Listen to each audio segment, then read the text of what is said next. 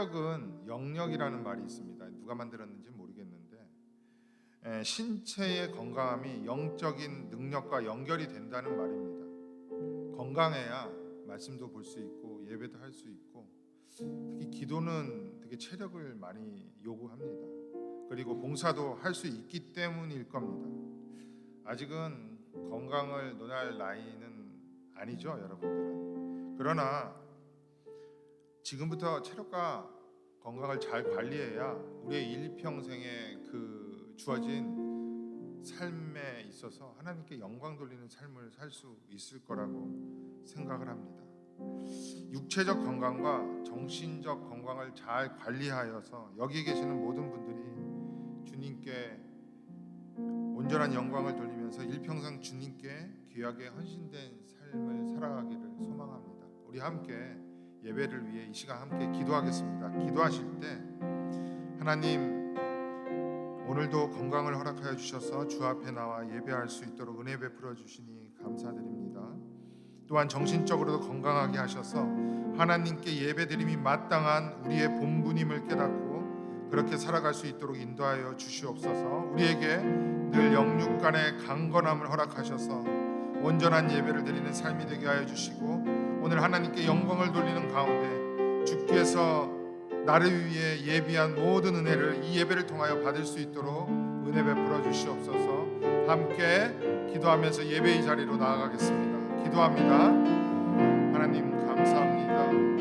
오늘도 변함없이 주 앞에 나와 예배할 수 있도록 육체적 정신적 건강함을 허락하여 주시니 감사합니다.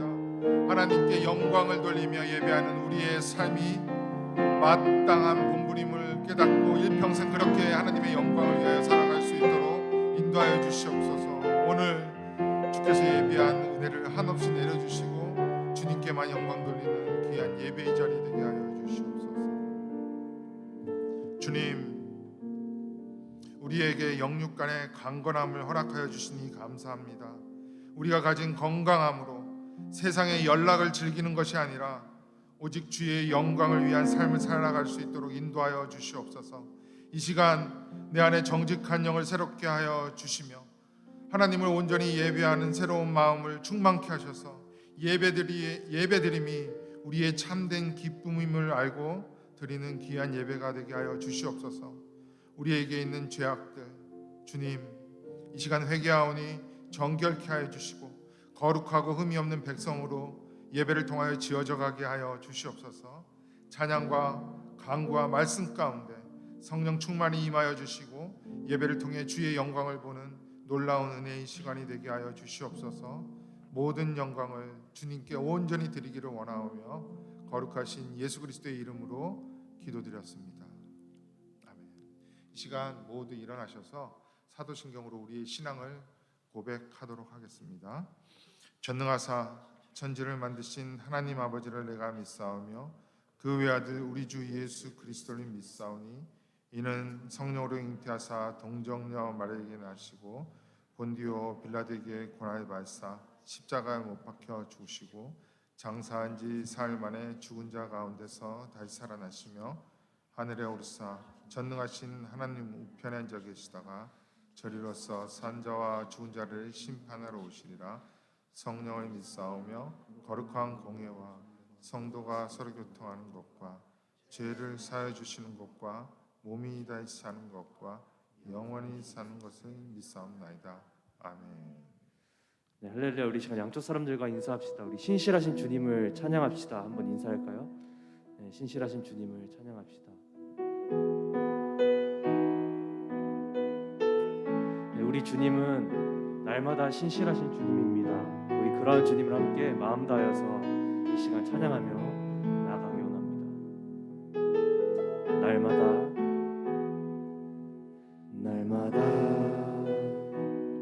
떠오르는 태양처럼 오 나의 주님은 신실하신 주 때마다 주시는 주님의 그 빛처럼 신실하신 주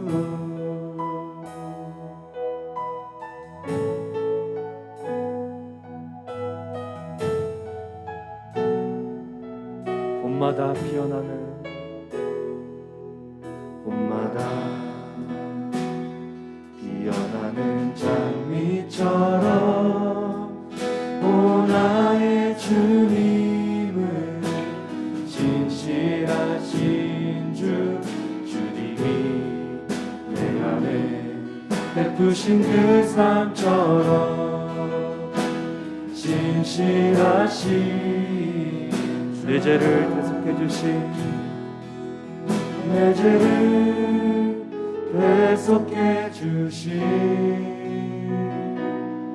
그 피와 그 십자가 볼 때 폭풍 몰아쳐와도 나 의뢰하는 것 신실하신 주 신실하신 주 별들이 그 빛을 잃고 세상 다해도 신실하신 주 주님을 의지해요.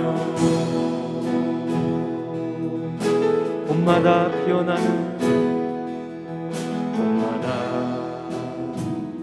피어나는 장미처럼 오 나의 주님은 신실하신 주 주님이 내 맘에 베푸신 그 삶처럼 신실하신 내 죄를 대속해 주신 내 죄를 대속해 주신 그 피와 그 십자가 볼 때 폭풍은 몰아쳐와도 나 의뢰하는 것 신실하신 주 신실하신 주 별들이 그 빛을 잃고 세상 다해도 신실하신 주 주님을 의지해요. 폭풍은 몰아쳐와도 나 의뢰하는 신실하신 주 우리 신실하신 주님을 찬양합니다. 별들이 그 빛을 잃고 세상 다해도 신실하신 주 우리 시간 마지막으로 한 번 더 찬양합니다. 폭풍은 몰아쳐와도 폭풍은 몰아쳐와도 나 의뢰하는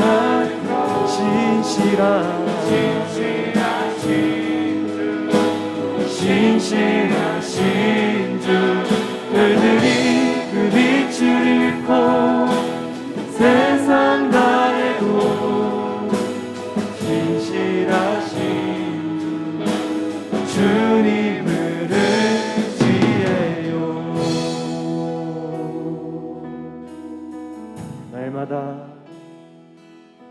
날마다 떠오르는 태양처럼 오 나의 주님은 신실하신 주 때마다 주시는 주님의 그 빛처럼 신실하신 주. 넬레 이 시간 양쪽 사람들과 한 번 더 인사합시다. 우리 이 시간 인사할 때는 우리 신실하신 주님의 사랑을 기뻐합시다. 한번 인사해 볼까요? 네, 신실하신 주님의 사랑을 기뻐합시다. 우리 함께 박수 치면서 그 신실한 주님의 사랑을 우리 함께 마음속에 품으며 찬양하며 나아갑시다.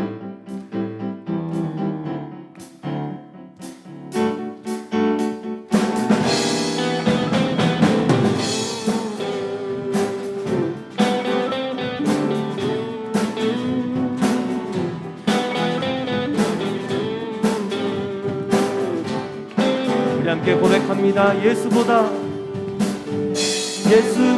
더 큰 사랑 그 누구도 줄 수 없네. 우리에게 자유 주신 그 큰 사랑 한 번 더 예수보다 더 큰 사랑 없네. 우리에게 자유 주신 그 큰 사랑. 세상의 헛된 보아 또 사라지지만 영원한 주의 사랑 나의 마음에 남으니. 예수보다 더 큰 사랑 그 누구도 줄 수 없네. 우리에게 자유 주신 그 큰 사랑. 예수보다 더 큰 사랑 그 누구도 줄 수 없네.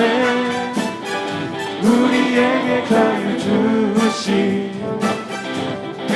우리 함께 선포하며 찬양합니다. 찬양하세 찬양하세. 영원히 변치 않는 그 사랑. 위대한 그 사랑. 내 죄 씻었네. 세상 모든 능력과 권세보다 강하신 영원한 그 사랑. 예수보다 더 큰 사랑. 예수보다 더 큰 사랑 그 누구도 줄 수 없네. 우리에게 자유 주신 그 큰 사랑. 예수보다 더 큰 사랑 그 누구도 줄 수 없네. 우리에게 자유 주신 그 큰 사랑. 함께 찬양하세 찬양하세. 영원히 변치 않는 그 사랑. 위대한 그 사랑. 내 죄 씻었네. 세상 모든 능력과 권세보다 강하신 여러분들의 목소리로만 찬양합니다. 찬양하세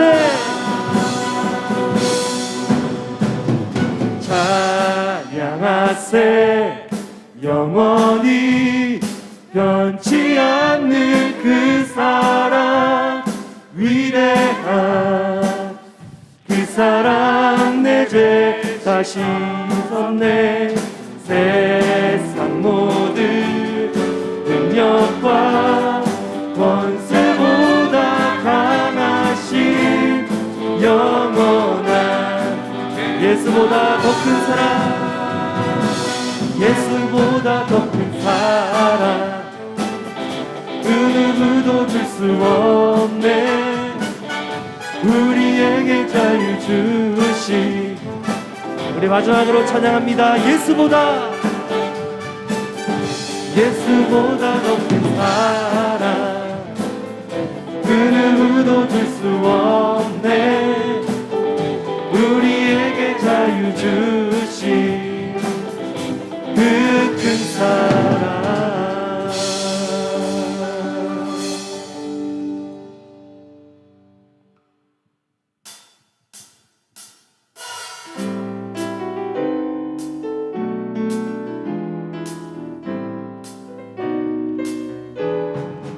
계속해서 박수 치면서 우리 고난의 영혼 주님께 나아갑니다. 우리 그런 고백을 하며 찬양합니다. 고난의 영혼 편히 쉴 곳과 풍랑으로도 안전한 고부 폭풍까지도 다스리시는 주의 영원한. 세상 친구들 나를 버려도 나를 버려도 예수는 함께 동행함으로 은혜가 충만하리니. 주의 영원하신 팔 주의 영원하신 팔 함께 하사 항상 나를 붙드시니 어느 곳에 가든지 요동하지 않으니 주의 팔을 나의 믿음이 연약해져도 나의 믿음이 연약해져도 우리에 위한 힘을 주시며 할 때도 안보하시는 주의 영원하신 팔 주의 영원하신 팔 함께 하사 항상 나를 붙드시니 어느 곳에 가든지 요동하지 않는 주의 팔을 우리 사절로 찬양합니다. 능치 못한 것 주께 없으니 나의 인생을 주께 맡기며 나의 모든 죄 대신 지시는 주의 영원하신 팔 주의 영원하신 팔 함께 하사 항상 나를 붙드시니 어느 곳에 가든지 요동하지 않음을 우리 마지막으로 찬양합니다. 주의 영원하신 팔 주의 영원하신 팔 함께 하사 항상 나를 붙드시니 어느 곳에 가든지 요동하지 않음을 주의 팔을 기합니다. 하나님께 영광의 박수 올려드립시다. 네, 여러분 정말 우리 주님께서는 신실하신 주님이심을 믿으십니까?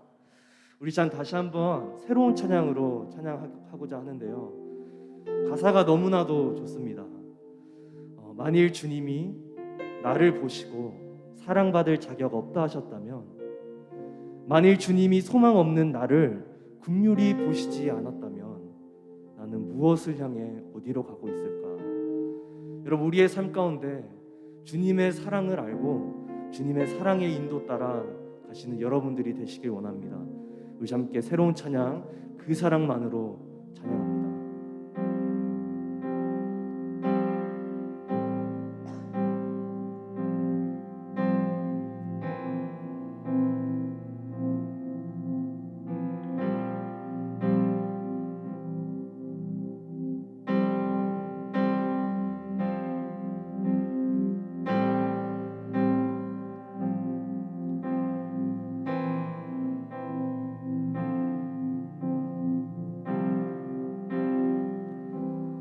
만일 주님이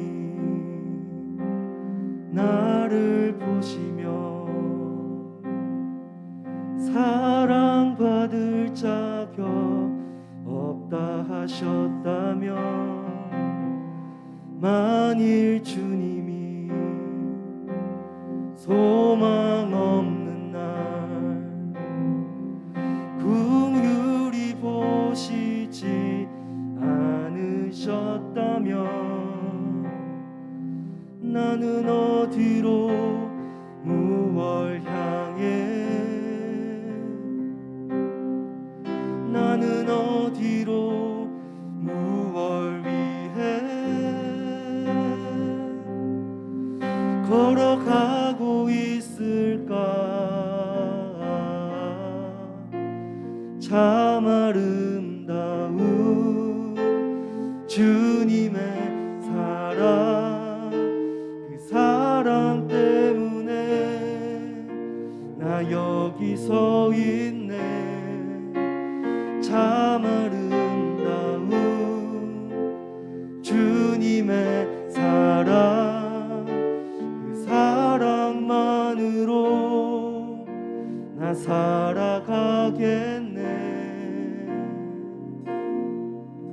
만일 주님이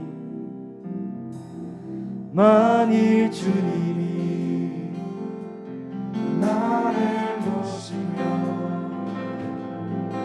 내 사랑하는 자 돌아준다면, 만일 주님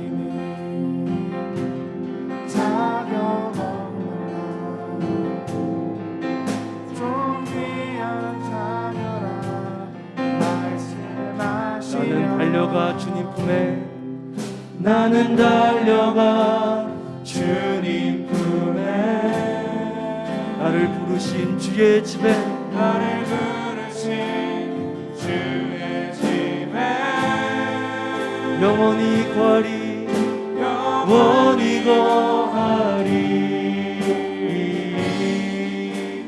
참 아름다운 주님의 사랑 그 사랑 때문에 나 여기 서 있네 참 아름다운 주님의 사랑 그 사랑만으로 우리 한 번 더 찬양합니다. 참 아름다운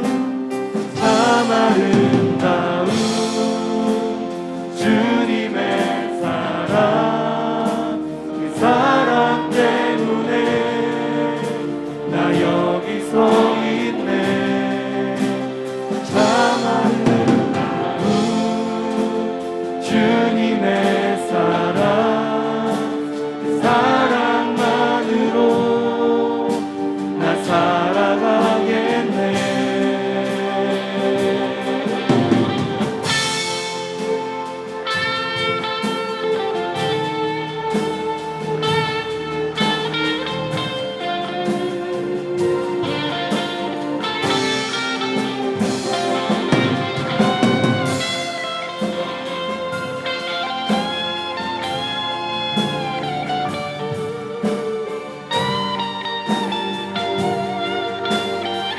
어디로 무얼 향해 나는 어디로 무얼 향해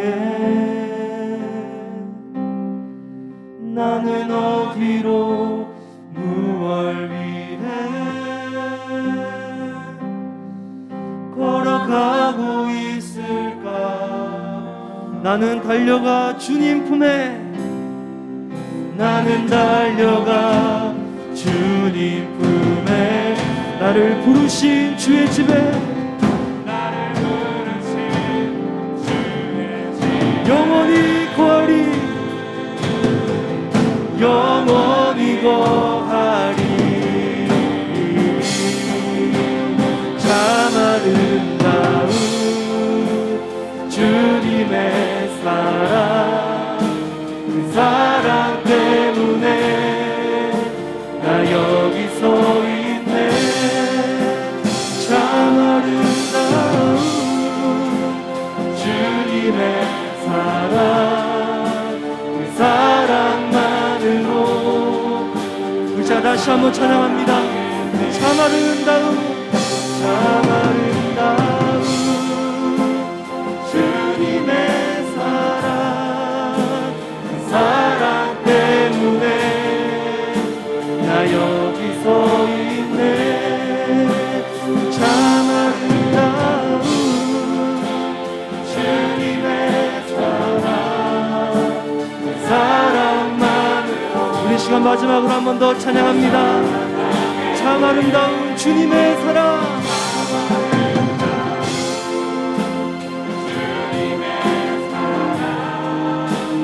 사랑 때문에 나 여기 서 있네 참 아름다운 주님의 사랑 그 사랑만으로 나 살아가겠네 우리 자 다 함께 기도하며 나아가기 원합니다. 우리 자 기도할 때 오늘 또 나를 주의 집에 부르시는 그 사랑 나를 모른다고 하지 않고 나에게 사랑받을 자격 없다고 얘기하시는 그 주님이 아니고 오늘 또 나를 그 사랑으로 초청하시고 그 사랑으로 나를 감싸 안으시는 그 주님 앞에 내가 이 시간 나아가기 원합니다. 우리 시간 다 함께 기도하며 나아갑니다. 함께 기도합니다. 노아우자는 우리가 이 시간에 주님 앞에 나아가기 원합니다. 하나님의 그 사랑 앞에 나아가기 원합니다. 하나님 오늘도 나를 부르시고 오늘도 나를 초청하시고 오늘도 나를 바라보시는 그 사랑 앞에 우리가 주님 앞에 다시 한번 돌아가기 원하오니 하나님 이 시간 우리를 받아주옵시고 우리 가운데 함께 하여 주옵소서. 주님의 그 사랑을 내가 느끼기 원합니다. 주님의 그 사랑을 보기 원합니다. 하나님 우리가 우리가 주님의 사랑으로 나아갈 때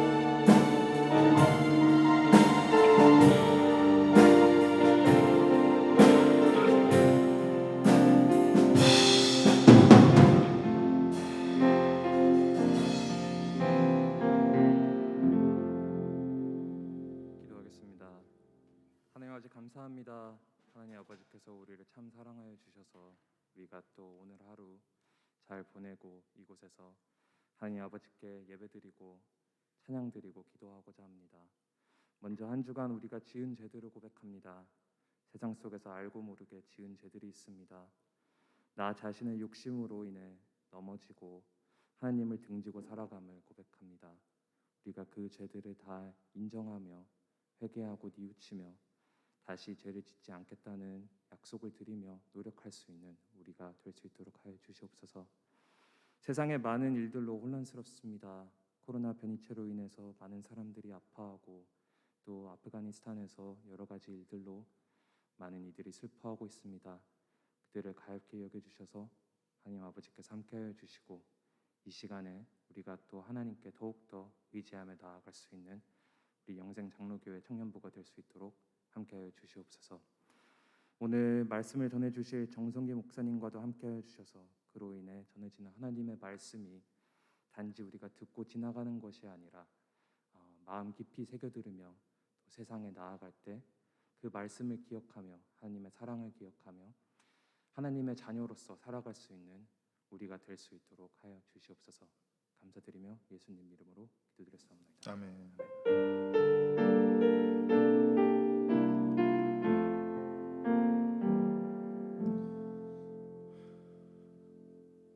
너무 좋네요. 항상 시선을 저 멀리에도만 두는데 이렇게 앞으로 두니까 한눈에 들어오고 너무나 좋습니다. 이것이 우리 청년부의 문화가 되기를 바랍니다. 앞으로 앉는 폭탄 맞은 것처럼 딱 맞아가지고 뒤에만 있었는데 좋습니다. 혹시 침 튀기는 것이 두려워서 그런다면 저거를 옮길게요. 먹는 거를. 에베소서 5장 18절 보겠습니다. 한 절입니다. 에베소서 5장 18절입니다. 찾으셨나요? 에베소서 5장 18절 말씀입니다. 우리 한 절이니까 다 같이 한 목소리로 읽겠습니다. 시작. 술 취하지 말라. 이는 방탕한 것이니 오직 성령으로 충만함을 받으라. 네. 찔리시는 분 있나요? 네, 제가 한 달 만에 여러분들 앞에 서게 되었습니다. 그동안 전도사님 두 분께서 설교를 해주셨는데 변함없이 하나님의 사랑과 은혜가 저와 여러분들의 삶을 그 설교를 통해서 이끌었기를 소망합니다. 저는 계속해서 성령에 대해서 말씀을 드리려고 하는데 좀 오래되었기 때문에 잊으셨을 수도 있습니다. 당연한 거죠. 그렇기 때문에 먼저 성령에 대해 지금까지 나누었던 것을 간단하게 복습을 먼저 하겠습니다. 성령은 그리스도인들 가운데 내주하셔서 그리스도인들의 삶을 주관하십니다. 그렇기 때문에 성령을 떠나서는 그리스도인의 삶을 논할 수가 없습니다.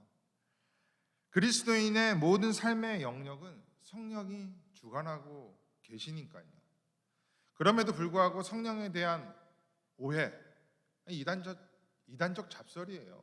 잡설에 지나지 않는데 그런 것들이 교회 내에 너무나 많이 자리를 잡고 있습니다. 인간이라면 누구나 가지고 있는 그 사모니즘적 요소가 성경을 진지하게 대하지 않은 그 성령에 대한 뭐라고 해야 되나요? 그런 들은 풍월의 내용과 합쳐져 가지고 이상하게 정리를 하고 있습니다. 그래서 성령에 대한 개념은 다른 어떤 성경의 내용보다도 더 잘 정리를 해 놓아야 우리는 그리스도인으로서의 축복된 삶을 영위할 수 있어요. 잘 정리를 하시기를 바랍니다. 성령의 다른 이름은 첫 번째로 보혜사라고 했습니다. 이 보혜사라고 하고 그 옆에 바로 진리의 영이라고 말씀했죠. 기억나십니까? 성경 구절을 안 찾아드릴게요. 진리의 영이라는 것은 진리를 밝히시는 영이라는 의미입니다. 그러니까 택함 받은 하나님의 백성들에게만 이 진리의 영, 보혜사 성령이 임하셔서 하나님의 백성에게 하나님의 말씀을 깨닫게 하는 것입니다. 아무리 뛰어난 세상의 지식과 똑똑함, 지혜를 가지고 있을지라도 성령이 인간의 어두운 마음을 밝히시지 않는다면 하나님의 말씀을 깨달을 수 없습니다. 이해할 수 없어요. 받아들이지를 못한다는 거예요. 그래서 진리의 영이신 성령으로 하나님의 말씀을 깨닫고 받아들이고 내 삶의 길이라고 믿는 자는 주님을 사랑하게 되는 것이고 하나님의 말씀을 따라 살려고 하는 거예요. 계명을 지킨다는 말씀입니다. 성령이 함께 하심으로 가능한 것이죠. 교회를 아무리 오래 다녔을지라도 하나님의 말씀에 관심이 없고 설령 하나님의 말씀을 읽는다고 해도 하나님의 말씀을 제대로 깨닫지 못하면 그리고 전혀 다르게 해석을 하면서 삶이 그리스도인으로서의 삶으로 가까이 가지 못한다면 저는 단호하게 말씀드립니다. 비신자일 가능성이 많아요. 내가 오늘 그리스도인이라고 하면서 어떻게 주님을 사랑하지 않을 수 있겠습니까? 그리스도인이라는 것은 예수 그리스도의 사람이라는 거예요. 그리스도 한 분만으로 만족하는 것. 우리의 상황과 처지에 상관없이 만약에 하나님의 말씀을 가까이 하지도 않고 주님을 사랑하지도 않고 계명을 지키고자 하지 않는다면 딱 두 가지입니다. 이유가 무늬만 그리스도인이라 그 안에 성령이 없기 때문입니다. 유사 그리스도인이라는 책이 있다는 거 아세요? 원제 제목이 The Almost Christian Discovered예요. 거의 그리스도인인 듯 보이는데 무늬만 그리스도인이라는 거예요. 여러분, 그래서 우리는 저도 포함이에요. 목사인 저도 예외가 없습니다. 두렵고 떨림으로 오늘 우리에게 주어진 구원을 이 순간 이루어 가야 하는 거죠. 치열합니다. 그래서 또 하나의 이유는 하나님이 부르시고 성령이 내주하여 계심에도 불구하고 이끌림을 안 받으려고 합니다. 왜요? 여러분들은 인격이 있기 때문에요. 성령은 비인격적인 존재가 아닙니다. 여러분들의 인격적인 반응을 요구하세요. 그렇기 때문에 내가 그 성령의 요구를 반응하지 않으면 세상의 이끌림을 받을 수밖에 없도록 살아가게 된다는 거예요. 그래서 진림에 관심이 없습니다. 이 부분에 대해서는 성령 충만이라는 그 내용과 함께 다음 주에 또 말씀을 드리도록 할게요. 넘어가겠습니다. 시간의 연속선상에 있는 인생의 어떤 단면만을 여러분들의 단면만을 보고 판단할 수는 없지만 스스로 판단하시기를 바랍니다. 진짜 성령이 없는 얼머스트 크리스찬인지 늘 두려움을 가지고 살아야 한다는 거예요. 믿음의 대가들은 예 없이 다 이렇게 살았어요. 진짜 두려워하면서 살았다니까요. 그래서 밤낮 말씀과 기도를 붙들고 주 앞에 온전히 서도록 진리의 영이신 성령의 도움을 간구했다는 것입니다. 두 번째, 성령의 개념은 보혜사라는 단어 그 자체입니다. 보혜사가 이 파라클레토스인데요. 이 내용은 우리와 함께하면서 우리에게 주어진 그 은혜를 보존하는 분이라는 의미입니다. 예수의 이름은 임마누엘이잖아요. 하나님이 당신의 백성 우리와 함께 계신다는 뜻입니다.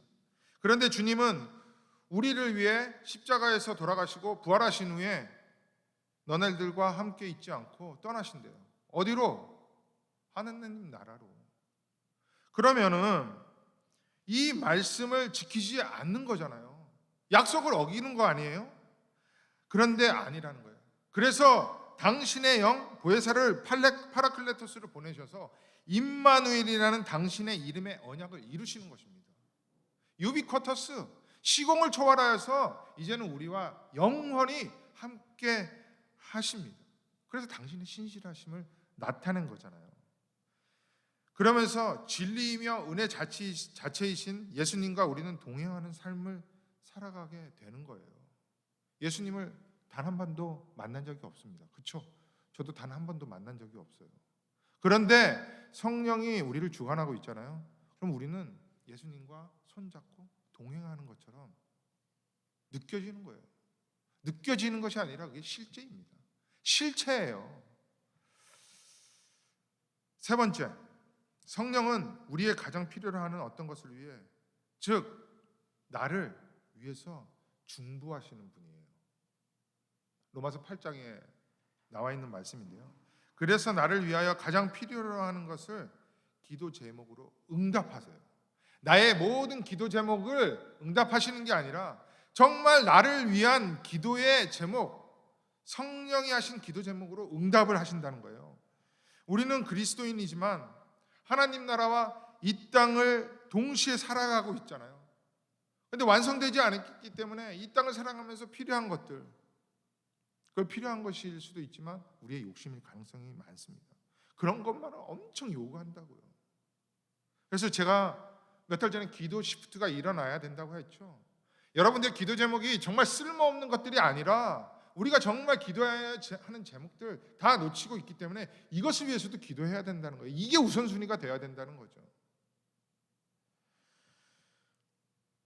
성령은 이것을 위해서 우리를 위하여 친히 간구하심으로 우리에게 필요한 것을 공급하도록 하십니다.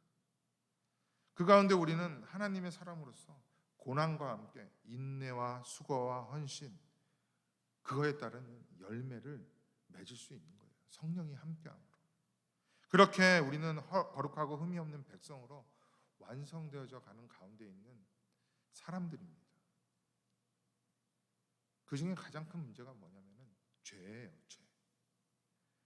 하나님에게서 자꾸 독립하려고 하는 죄. 그 죄로 말미암아 우리는 끊임없이 그 죄의 부산물들을 내어놓고 있잖아요. 이러한 죄와 죄악들을 성령님이 우리 안에 있다면요, 폭로해버려요. 이게 네 번째 성령의 역할입니다.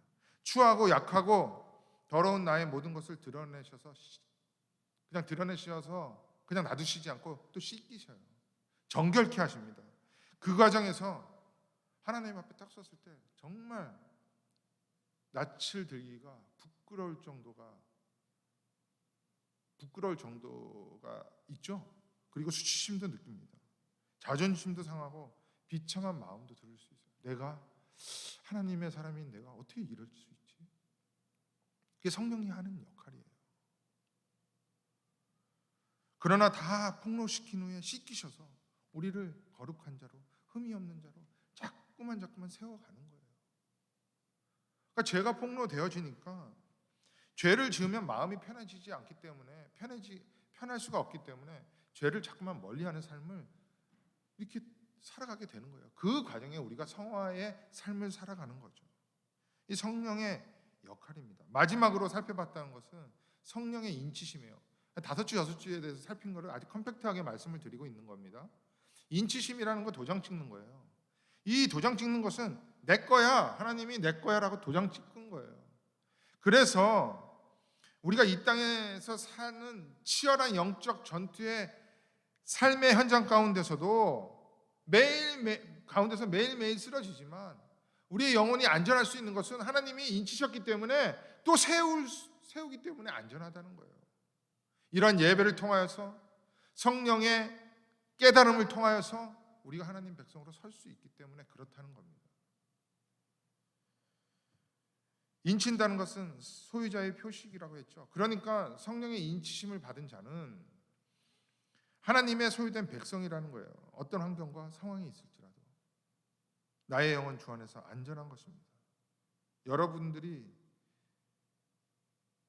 소유된 것이 그게 펫을 많이 고양이 강아지를 많이 키우는 것 같은데 어떤 이들에 의해서 유린당하는 것 가만히 볼 수 있어요? 여러분들의 물건이 다른 사람에 의해서 함부로 사용되어지게 할 수 있습니까? 안 그래요.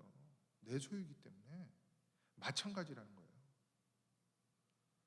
그래서 전지전능한 하나님은 당신의 소유물, 당신의 소유된 백성, 저와 여러분을 영적으로 완전하고 건강하게 보호하시면서 완성시켜가는 것입니다. 그래서 안전한 거예요. 이것이 우리가 지난 몇 주 동안 살펴본 성령에 대한 주요한 내용인데 이 정도만 확고히 붙들고 있어도 성령에 대한 엉뚱한 이야기를 할 때 분별해낼 수 있습니다.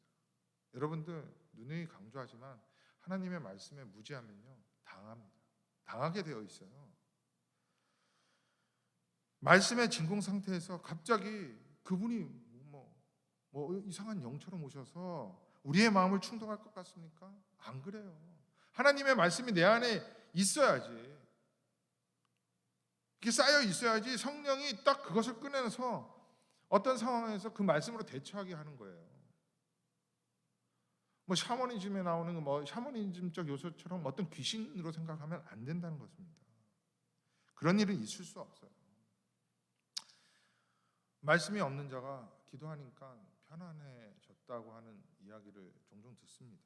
혹은 마음이 불편해졌대요. 그래서 그것을 기준으로 나의 앞에 놓여진 것을 결정합니다. 그러나 그거는 매우 위험합니다. 그렇지가 않아요. 성령은 그렇게 인도하지 않는다니까요. 평안해지고 불편해지고 이런 기준은 나의 마음일 가능성이 많아요. 경험으로 축적된 것으로 판단하는 것에 기인하는 경우가 대부분일 거라고요. 한 인간의 경험은 매우 제한적이죠. 그래서 저는 경험주의를 배격합니다. 그리스도인들의 적이라고 생각해요. 그리스도인들은 진리주의, 오직 말씀에 의존하는 삶, 개혁주의의 삶을 살아야 하는 거예요. 성령은 진리의 영으로서 사람들의 전면에 나서서 인도하지 않습니다. 말씀을 가지고 분별하게 한다고요. 그래서 바람직한 기도 모임에는 항상 살아있는 말씀과 더불어 가는 거예요. 그래서 성령 행전이라고 하는 사도행전에 보시면요, 성령이라는 말에 말씀이라는 단어를 딱 넣어서 생각하면은 정확히 문맥의 그 흐름에 흐트러짐 없이 일치하게 됩니다. 이 말씀과 성령은 동전의 양면이에요. 같이 갈 수밖에 없습니다. 지금까지 살펴보았던 성령에 대한 개념만 잘 정리하면요, 여러분들 그리스도인으로서 성령 충만한 삶을 살 수 있다고 저는 생각을 합니다. 성령 충만이라고 말씀을 했는데 이제부터 성령 충만이라는 것은 무엇을 말하며 성령 충만한 삶은 어떤 삶을 말하는지 정리하도록 하겠습니다. 성령 충만이라는 것은 무엇을 의미하는지 좀 생각해 보신 적이 있나요? 성령 충만한 사람을 보신 적이 있어요? 교회를 계속 다니고 계시잖아요. 교회를 다니면서 성령 충만한 사람을 못 봤다는 것은 좀 이상한 거죠. 만약에 여러분들이 성령 충만한 사람을 보지 못했다고 생각하면 두 가지 이유입니다.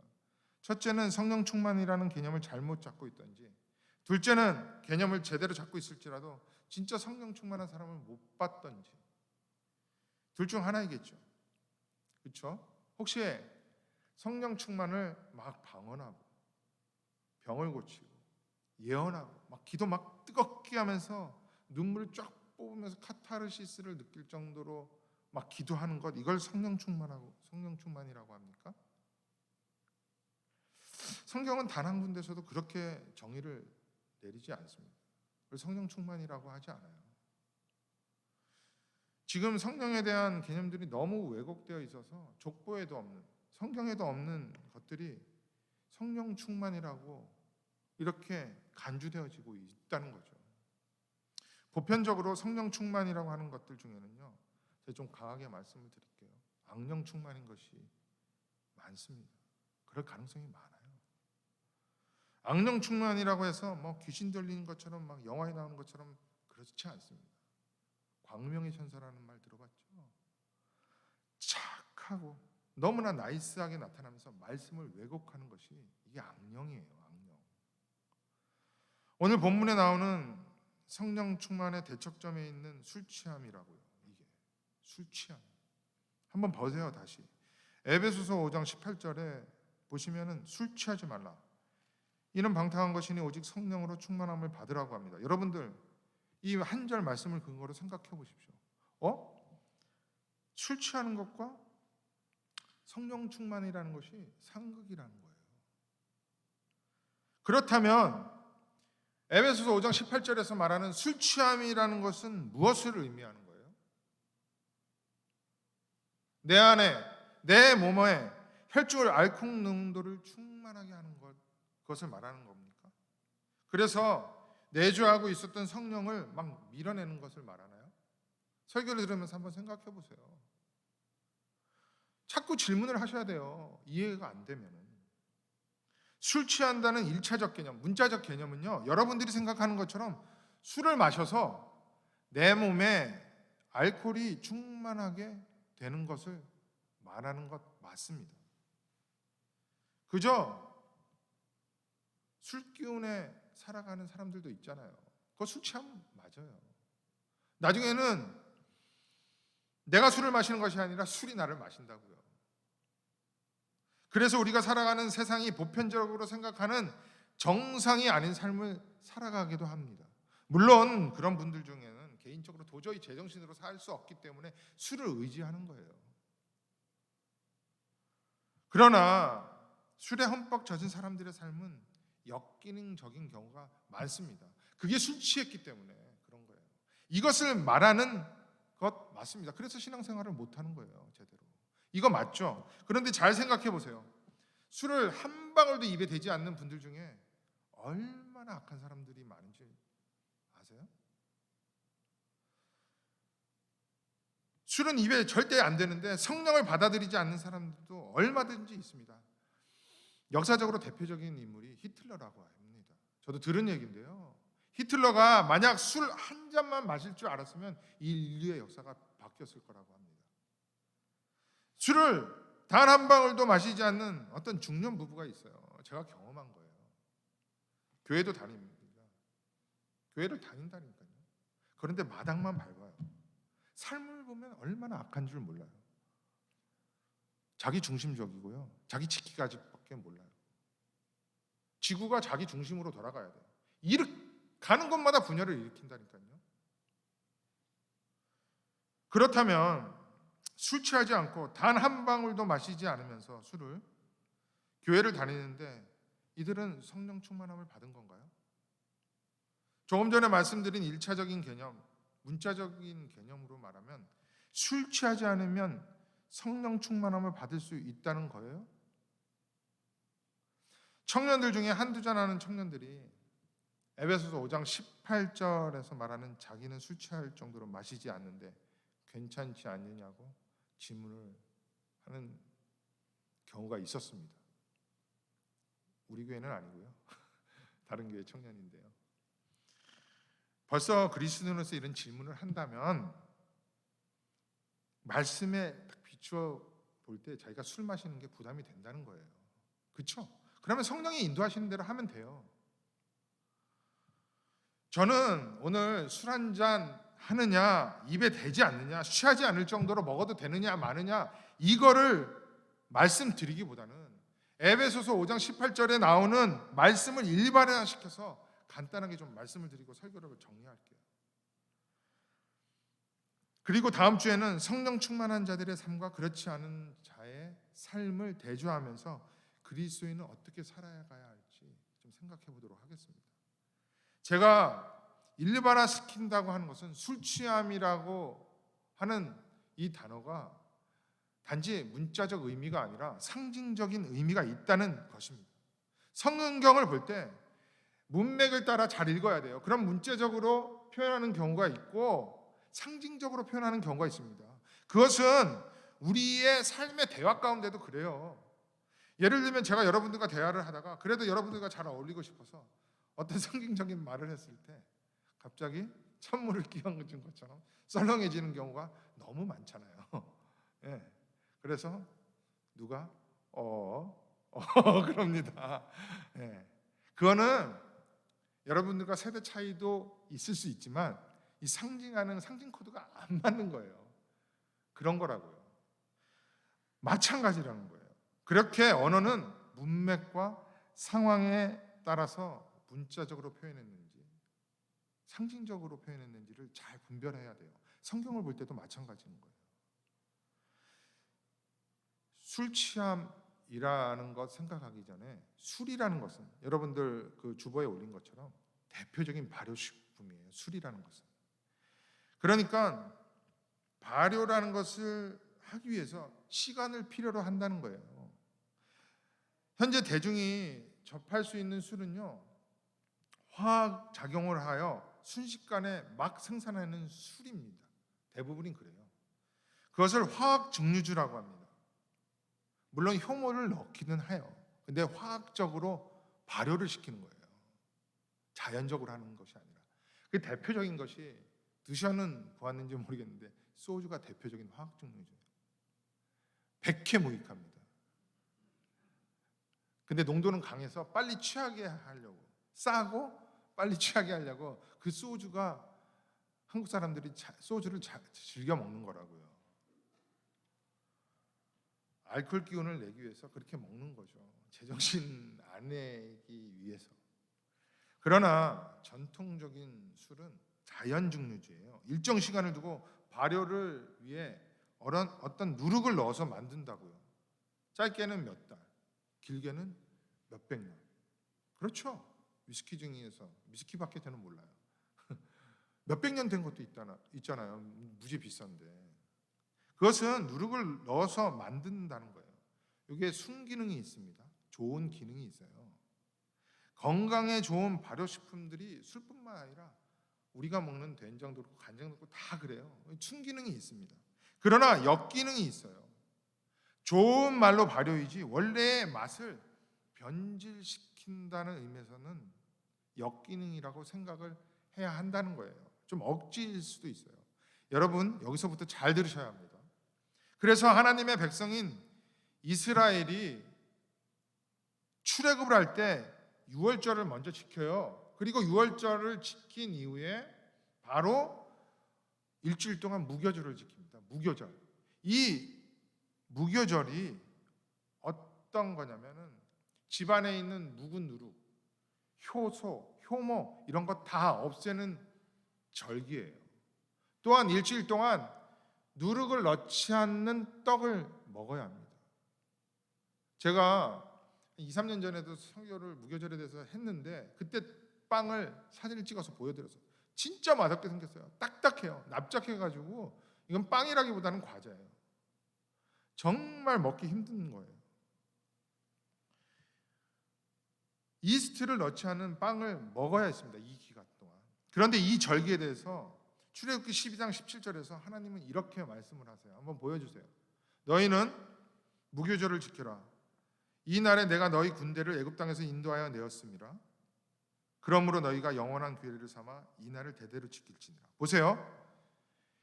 이 무교절, 제가 누룩에서부터 무교절까지 지금 연결하고 있는 거예요. 술의 기능을 하는 누룩 이렇게 연결하고 있는 거 잘 따라오세요.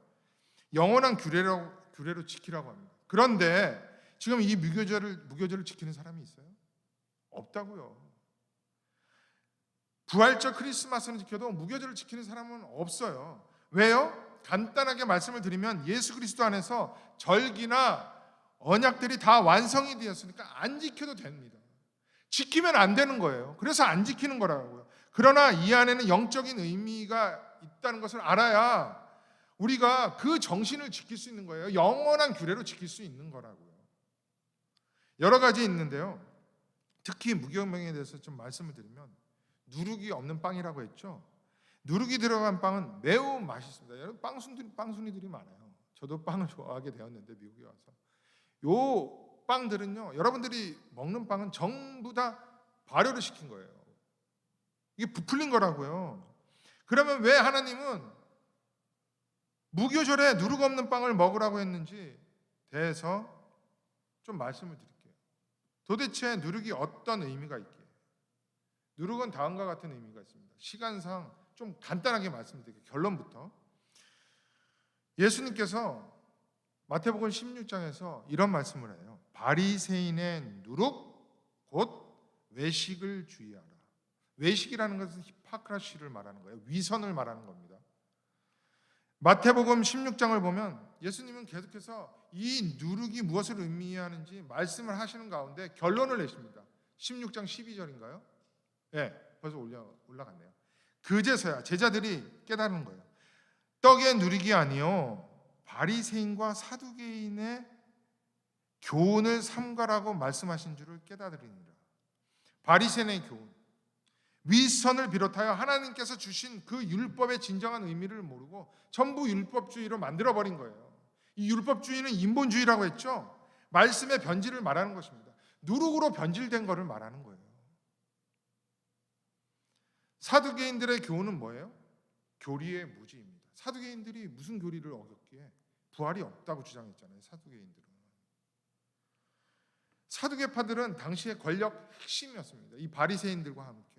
그러니까 종교, 권력, 명예, 이들은 양대 넘사벽이었어요. 사회를 딱 꽉 쥐고 있었어요. 예수님이 오셔서 그렇게 기득권 세력인 이들을 향하여서 이들의 누룩을 조심하라고 한 거예요. 왜요? 다 변질을 시켜서. 무엇을 변질시켰어요? 고린도전서 5장 6절에서 8절입니다. 너희가 자랑하는 것이 옳지 아니하도다. 적은 누룩이 온 땅에 퍼지는 것을 알지 못하느냐. 소수이지만 이들이 꽉 잡고 있었어요. 적은 누룩이었지만 온 땅에 그냥 다 퍼져가지고 꽉 잡고 있었다는 거예요. 너희는 누룩 없는 자인데, 원래 누룩이 없는 자여야 돼요. 새 덩어리가 되기 위하여 묵은 누룩을 내버리라. 우리의 유월절 양 곧 그리스도께서 희생되셨느니라. 그 다음 보세요. 8절. 이러므로 우리가 명절을 지키되, 무교절을 말하는 거예요. 그때 당시는 지키고 있었어요. 묵은 누룩으로도 말고 악하고 악의에 찬 누룩으로도 말고 누룩 없이 오직 순전함과 진실함의 떡으로 하자. 지금 유월절 양 그리스도 예수에 대해서 설명을 하면서 누룩 조심하라는 거예요. 예수를 일컬어 성경에서는 생명의 양식 만나 변질되지 않은 떡이라고 하잖아요. 이거 요한복음 6장 오병이어에 대해서 말씀드릴 때 다 설명했죠. 이렇게 연결을 해야 돼요. 그래서 마지막을 다시 봐봐요. 누룩이 없이 오직 순전함과 진실함의 떡이신 예수 그리스도로 하자는 거예요. 예수 그리스도라는 떡, 말씀이신 교리를 변질시키는 바리새인의 누룩, 사두개인의 누룩, 그래서 주의하라는 거예요. 그래서 오직 예수입니다. 오직 예수. 인간의 행위와 인간의 공로, 노력, 가능성, 인간의 가능성조차, 세상의 복이 설교 안으로 들어오는 것, 말씀에 다 누룩 뿌리는 거예요. 그리고 교회를 변질시켜버립니다. 그래서 조엘 오스틴을 조심하라고 하는 거예요. 그 인간뿐만이 아니에요. 그런데 이러한 누룩이 뿌려지니까 막 부풀려져요. 막 부흥을 합니다. 맛있어요. 그래서 열광을 하는 거예요. 은혜 받았다고 합니다. 은혜가 뭔지도 모르고.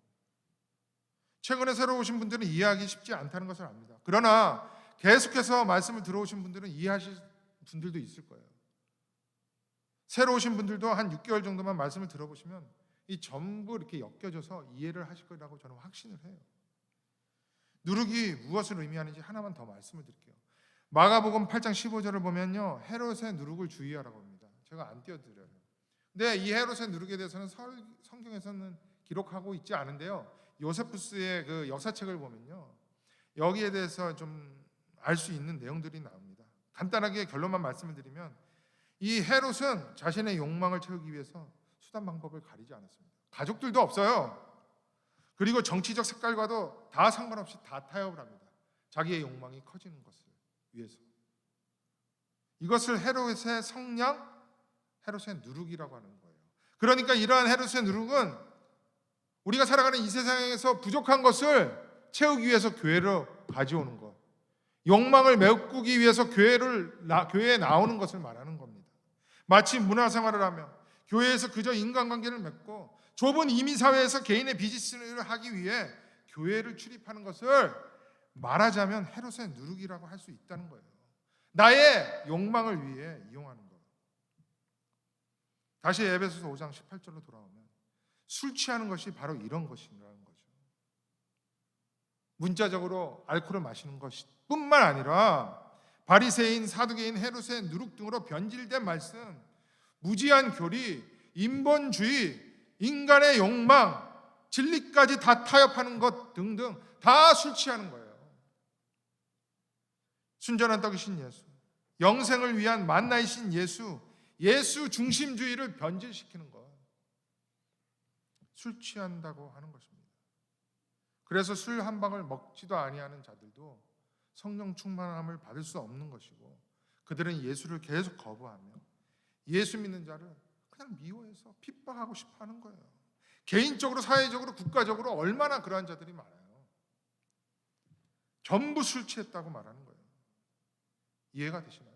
처음에는 그저 이민 생활이 외로워서 교회로 올 수 있습니다. 그러나 한 달, 두 달, 6개월, 1년이 지나가면 정말 성령에 취하게 되면요, 하나님을 바라보게 되는 거예요.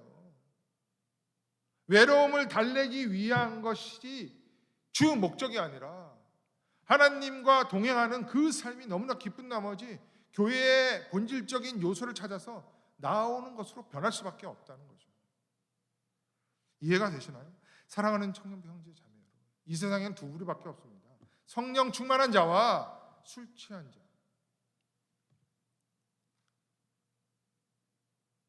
새 생명을 얻고 새 생명을 얻은 기쁨에 흠뻑 젖어서 그 삶을 누리는 자와 새 생명을 얻지 못하고 그 생명을 유지하기에 온전할 수 없는 그 세상의 요소들을 의지하는 퍽퍽한 삶을 살아가는 자, 이 두 부류밖에 없습니다. 여러분들 어디에 속하기를 원하십니까? 성령에 취하실 거예요? 술에 취해서 사실 것입니까? 우리는 매일 또 매순간 이 질문과 도전에 적극적으로 반응하며 살아갈 수밖에 없는 그리스도인이라는 것을 다시 한번 기억하시기 바랍니다. 한 주간 더 필요 없습니다. 이번 단 한 주간만이라도 이 말씀의 질문에 반응하며 살아가는 우리 귀한 청년부 형제자매들의 삶이 되시기를 주님의 이름으로 부탁드립니다. 기도하겠습니다.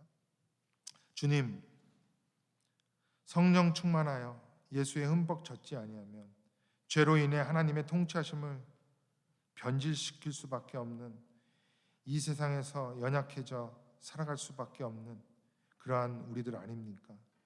주님, 우리를 긍휼히 여기셔서 성령 충만한 삶을 살 수 있도록 우리의 마음을 주장하여 주시고 주님의 애타는 그 부르심에 적극적으로 반항하며 살아가는 우리 청년부 형제자매들이 되게 인도하여 주시옵소서. 한 주간의 삶이 세상의 가치관에 점령당하지 않게 하시며 오직 주의 사랑에 매여 나의 영혼 주님을 바라보며 주님 기뻐하시는 성령 충만한 삶을 살 수 있도록 붙들어 주시옵소서. 주님께 의탁드리오며 보혜사이신 우리 주 예수 그리스도의 이름으로 기도드렸습니다. 아멘.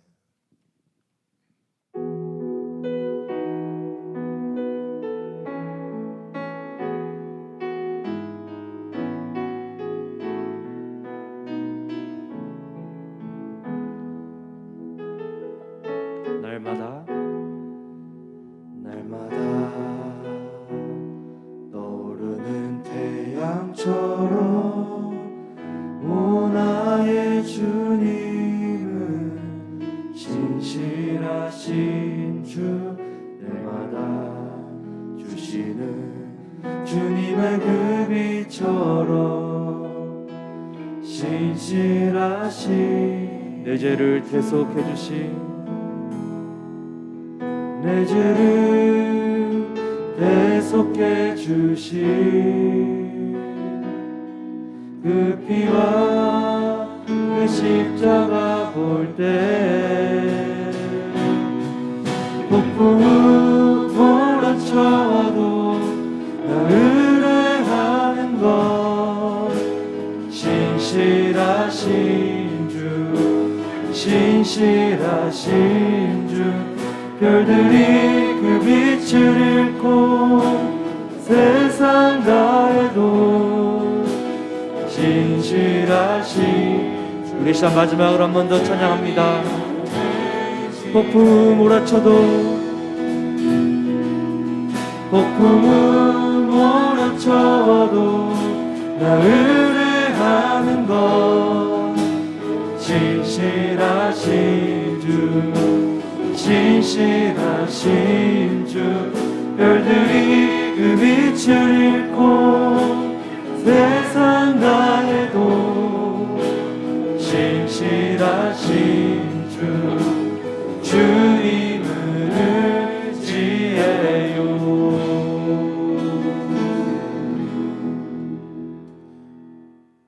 세상 풍조와 가치관들이 나날이 갈리며 폭풍우 가운데 모든 것이 변할지라도 변하지 않는 신실하신 주님이 있기에 오늘 우리가 어떤 상황에도 살아갈 수 있음을 찬양했습니다. 그 찬양의 가사가 우리의 삶이 될 수 있도록 하여 주시고 이 신실하신 주님을 믿기에 그 신실하신 주님이 우리의 삶을 주관한다는 것을 다시 한번 확신하기에 우리가 작은 물질로 이 시간 주님께 헌금을 드립니다. 사용되는 곳곳마다 신실한 주님이 더욱더 드러날 수 있도록 주님 주관하여 주시옵소서. 우리 주 예수 그리스도의 은혜와 하나님 아버지의 사랑하심과 보혜사 성령 하나님의 인도 역사 동행하시는 은혜가 우리를 늘 술 취하게 하는 묵은 누룩을 매 순간 제거하여 성령 충만한 삶을 살아가기를 소망하는 우리 영생장로교회 청년부 형제자매들의 머리 위에, 이들의 가정 위에, 우리 교회 위에 이제부터 영원토록 함께 있을지어다.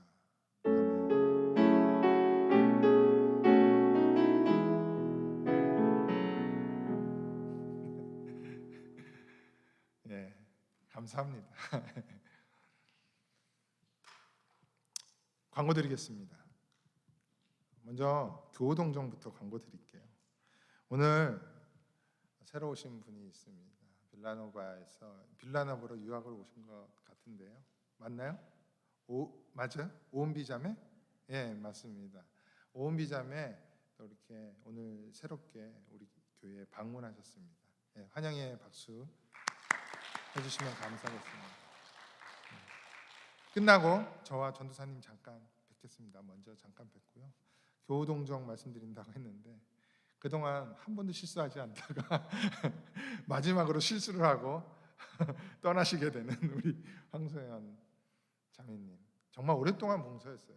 제가 오기 전 저와 함께 5년간 신앙생활을 한 것 같은데 그 5년보다 더 길게 했죠. 참 변함없이 순장으로 또 반주자로서 이렇게 오랫동안, 그리고 주보도 너무나 잘 만들어 주셨어요. 근데 이제 이직을 하게 되었습니다. 뉴요커가 되는데 이 필라 시골에서 뉴욕으로 가게 되었습니다. 직장 생활 잘 할 수 있도록, 그것에 잘 적응하고 변함없는 믿음 생활 잘 할 수 있도록 기도해 주시고 자주 내려올 거라고 생각을 합니다. 부모님이 여기 계시니까요. 그래서 끊임없이 주 안에서 교제하면서 축복해 주셨으면 감사하겠습니다. 우리 황소연 자매를 위해서 그래도 박수 한번 해드리겠습니다. 너무 고생 많으셨어요. 감사합니다. 예, 감사합니다. 정교인 성경필사 여러분들 적극적인 도움으로 잘 맞춰서 지난주 제출했고요. 예, 일주일 내내 잘못되었다는 소식이 없었습니다. 역시 여러분들 스마트하셔가지고 매뉴얼대로 잘 따라 해주신 것 같습니다. 하반기 순위 시작되었습니다. 예, 좀 순위 적게 편성이 되었어요. 온라인, 오프라인 같이 드리기 때문에.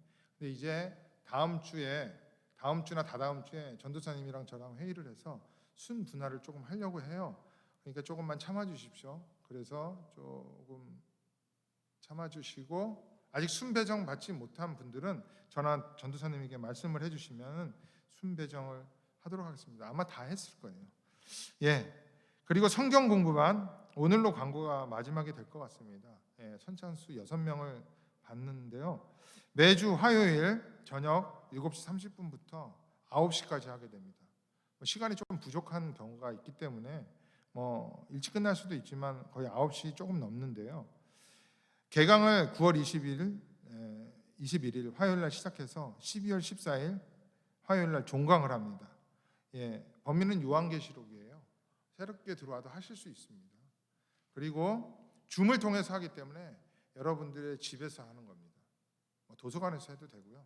그렇기 때문에 아직 자리가 한두 자리, 두 두 자리 남았습니다. 신청하시는 분들에게 오픈을 하고 클로징 됩니다. 네, 그렇게 하겠습니다. 라이드 팀, 왜 신청을 안 하시죠? 네, 좀 도와주세요. 안 그러면은 특정인이 그래도 신청하신 분 때문에 좀 분산을 하는데요. 너무 부담 갖지 마시고요. 한 달에 한 번만이라도 섬겨주시겠다. 왜냐하면은 우리 이제 대학생들이 이제 오픈을 하잖아요. 템플도 있고 또 이렇게 새롭게 빌라노바도 있고 또 케언도 있고 저랑 대원 전도사님, 조혁 전도사님 또 신청하시는 분들이 이렇게 뿔뿔이 흩어져서 가야 돼요. 그래서 많이 오시는 곳에서는 교회차를 이용하기도 하니까요. 좀 신청해 주시면 감사하겠습니다. 오늘까지 신청해 주세요. 다음 주부터는 배차를 시작하겠습니다. 교우동정 했죠. 감사합니다. 너무 수고 많으셨고요. 이런 분위기가 계속되기를 바랍니다. 앞에 다음 주도 앞에 나오셔서 앉으세요. 예, 감사하고 예배 마쳤습니다. 순모임 하도록 하겠습니다. 예, 감사합니다.